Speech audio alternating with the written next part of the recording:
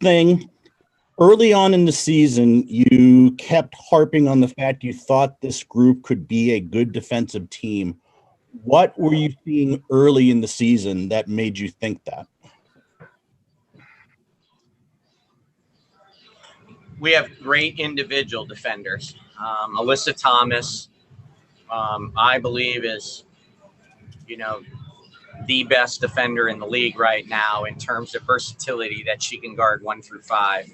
And we put her in so many actions. But add to that, you have proven defenders through the years in Jasmine Thomas, all defensive first team, Breon January, multiple defensive awards, DeWanna Bonner's length, and then very underrated post defender is Brianna Jones. So I knew we had a group that had great individual defenders. Kyla Charles, energy and effort. Beatrice Montpremier was going to be active. So I felt like as we got comfortable with each other, understood schemes, could start to build scouting reports, and the new players understand our philosophy and what we value and what we believe in, I just thought that you could just see them growing with confidence, and that this team had a chance to be special at that end of the floor. Second thing, it's been talked about many times about you guys struggling from the 3 this season. How are you guys able to hit so many so early? And I mean, I think you had average of 5 on the season, and you had that by early second quarter, I think it was. Yeah, again, LA has had a great year defensively, and it's because of their help. They're an over-help team, and they have great ball pressure. That was the story in our second game loss to them, is our turnovers. I think we're now 10-1 when we turn the ball over less than 13 times in the game. It helps us set our defense. It gets us more shot attempts than the opponents. It was the huge story tonight. We just didn't turn it over. We were able to get back and get our defense set, and again, guarded, Chelsea Gray about as good as you could. So the way they defended, Ned, was they really tried to clog the lane up, which allowed us to get kick out threes and open threes. Tonight was one of those nights where we made a good percentage of our open threes. We just have had an inconsistent year making open threes. It's a different story of making contested threes. We're not built that way, but we just have struggled at times making open threes. And tonight they dropped. And those early ones dropping gave us confidence that we could continue to play through the paint and then get the 3-point shot. Yeah, your new old vet, January, started it all off for you there. Absolutely. We'll go to Doug, followed by Alexa. Hey, Coach. Nice win. What does it mean to you to be back now in the semifinals and not have the pressure of a single elimination game and get back there and have a chance to get to where you were last year and beyond, so to speak? Yeah, I mean, I think, the pressure always is on the top seed. We felt like the pressure was on LA tonight. I know how they feel. We lost 2 years in a row to Phoenix. LA's lost 2 years in a row. And I know how badly we wanted to play Phoenix that second year, but in a tight game, that feeling that you wanted to get so badly over the hump. So we just wanted to keep chopping, as we called it tonight, just chopping at them, put the pressure on them. We're really excited. And we're 7-3 now in the last 2 years in the playoffs. That's a pretty good 10-game stretch of playoffs. This is what we set out to do in 2016, to build a consistent winner, to build a sustained success. And that's what my college career was like. And while we struggled at times in the regular season, building sustained success for the Connecticut Sun has always been our goal. And just to follow up real quick, I know so much is always said about cutting off the head of a snake, but you guys played such good defense on Chelsea, and obviously that takes them out of their offense. Just talk about your defense on her tonight. Yeah, hats off to Jasmine Thomas a lot, but Breon January in stretches. And then, when we had to get aggressive with our post players, switching onto her or certain plays we looked to trap, just tried to keep her off balance. And, she's such a great player, but You can't play her one way. You got to have great individual defenders, and then you got to have a team. And our team scheme worked, and it worked in our series last year with them. But there's nights in the regular season, that she went off for 27. Again, we went back and watched that tape, and it was half of those points were self-inflicted mistakes, and you can't make mistakes on Chelsea Gray. So hats off to our team tonight, really taking on the challenge of competing with Chelsea Gray. Hi, Curt. You've talked so much about bringing in veterans with championship pedigree. And tonight we saw that with Dawana having a double-double, Jazz with her defense especially, and playing obviously through her plantar fasciitis, and even Essence having some valuable minutes there late.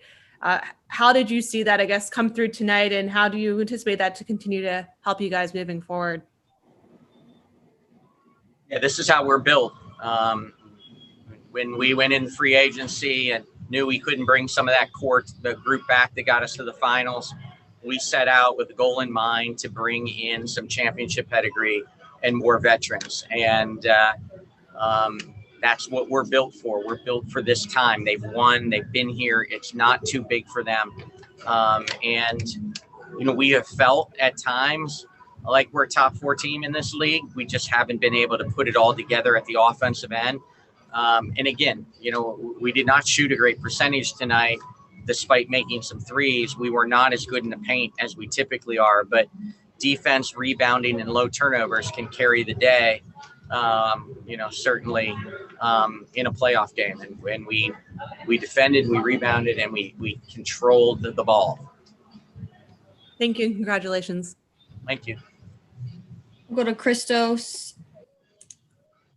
Hello, Coach. Congratulations about this win. The 8 points that you allowed on the first quarter was the key for this win. Can you repeat that? I heard first quarter. Yeah, the 8 points that you allowed on the first quarter was the key for your win tonight. Yeah, I obviously, played pretty even after that, according to the scoreboard. I felt like we were in control a lot of the game, but that first quarter defensively set the tone. It really set the tone. 4 straight quarters of keeping that team under 20 points a quarter, and having held them to a single-digit quarter is just a credit to our effort, our defense tonight. We were locked in. Not easy to hold that team for 4 straight quarters under 20 points a quarter. Thank you. Adam and then Michelle. Coach, I know we bring it up basically every interview, but the 0-5 start to the WNBA playoff semifinals, just how are you feeling right now? Yeah, just proud coach. Again, master the monotony. We, just continue to talk about that. The more and more we got into our scouts, the more and more that we fell into a routine.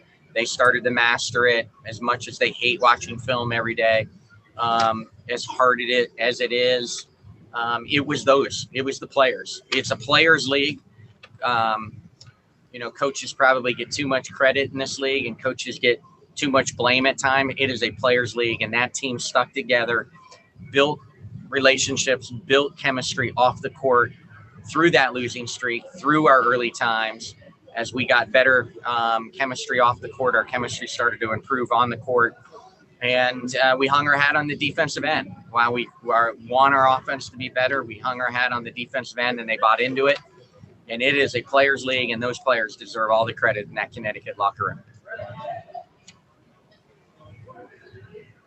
Michelle.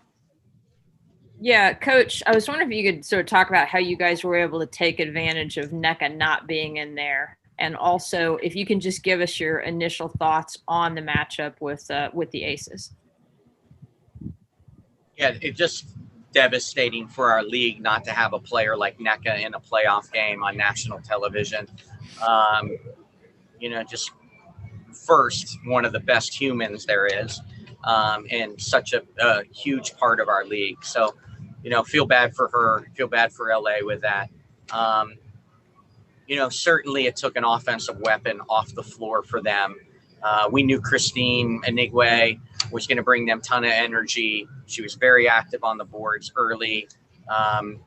But ultimately, NECA takes one of the best rim running post players out. You can play through her in the low post. Such a big offensive weapon. And then just a tremendous defender. She's going to stick her nose in there and really get up in you and her pressure. So it's unfortunate any team has to lose a player like that, and with very little time to adjust. You feel bad for them, but certainly I don't want to take away from our performance tonight, regardless if NECA played or not. But we wish her all the best. Charlotte will have one question, and we'll finish with Natalie so we can get Derek going. Hi, Curt. Just to kind of follow up on the defense, like you guys played great defense, but how much do you think it was a contribution to in the beginning of the first quarter, just the poor shooting from the Sparks in this game? Yeah, there's never one thing, right, in the game of basketball. You hope, again, our defense was terrific. Did they miss some shots they're capable of making? Absolutely. And that's always the case. But yeah, take nothing away from our defense. We were on point. We understood their playbook. We were ready to compete with them. We played hard. They missed some shots that we wanted them to take. Sometimes there's a reason why people were open, and we got some of the people open and taking shots that we wanted taking shots. Thank you. And Natalie, you'll be the last. Looking ahead to your upcoming series, what can you take with you momentum-wise going up against the team that's had the last week off? The big thing with Vegas is they out-tough everyone, right? And toughness is talked about a lot in our first two wins. But this is a whole nother level now. Now we got to take our toughness and our physicality to a whole different level. You have the reigning MVP. You have a lot of great pieces around that and record-setting bench. And so they just keep coming at you with waves of people. So we won these first two rounds a lot because of toughness, but the benchmark right now in the bubble season for toughness is Vegas. So we're going to have to raise our toughness even to another level. It's going to be a really physical game. Both teams want to play through the paint. But we are absolutely excited. No one's going to pick us to win. We're going to use that disrespect. We're going to use that chip. Our players felt like no one thought out there that we could beat LA, and we're gonna use it even if it's not happening. We're definitely going to use the disrespect card and believe we are truly the underdogs going into this series. All right. Thanks, Curt. You're all set. Thank you. For those of you who want